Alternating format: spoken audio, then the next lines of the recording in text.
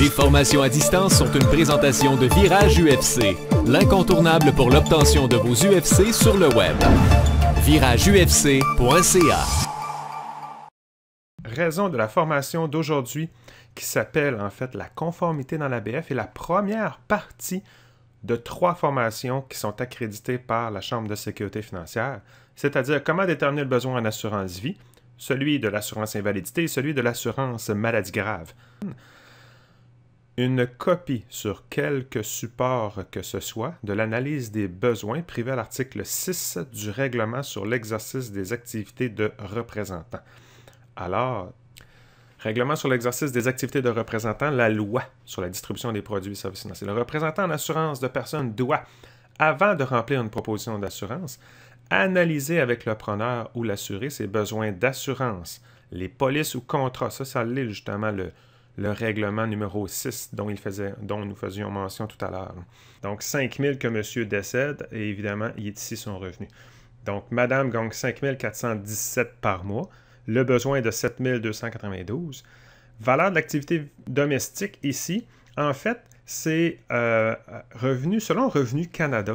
Il y a un coût de remplacement du travail non rémunéré des ménages canadiens. Comme il est marqué ici dans la note, là.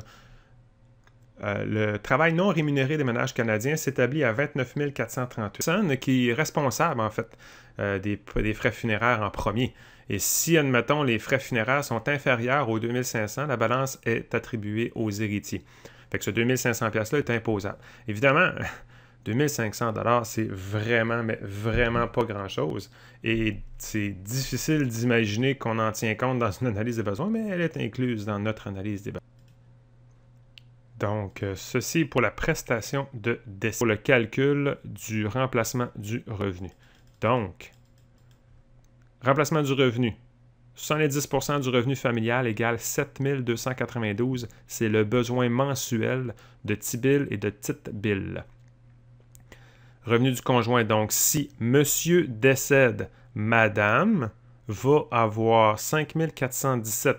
Donc, je prends 7 292, j'enlève le salaire de madame parce que c'est monsieur que je veux assurer. Là. Je veux savoir comment je peux assurer monsieur.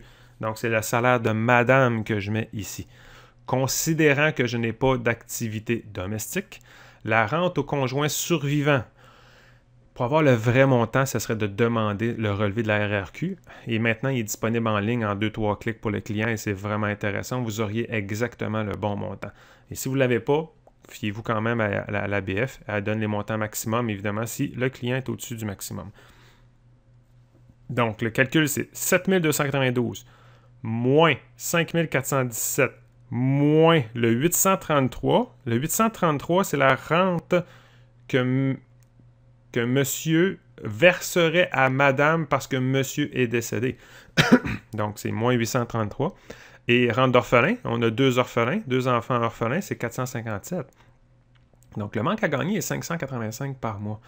585 par mois que si monsieur décède, que madame va avoir besoin. C'est pas si énorme, mais c'est quand même un montant à remplacer. Mais vous voyez. Les formations à distance sont une présentation de Virage UFC, l'incontournable pour l'obtention de vos UFC sur le web. VirageUFC.ca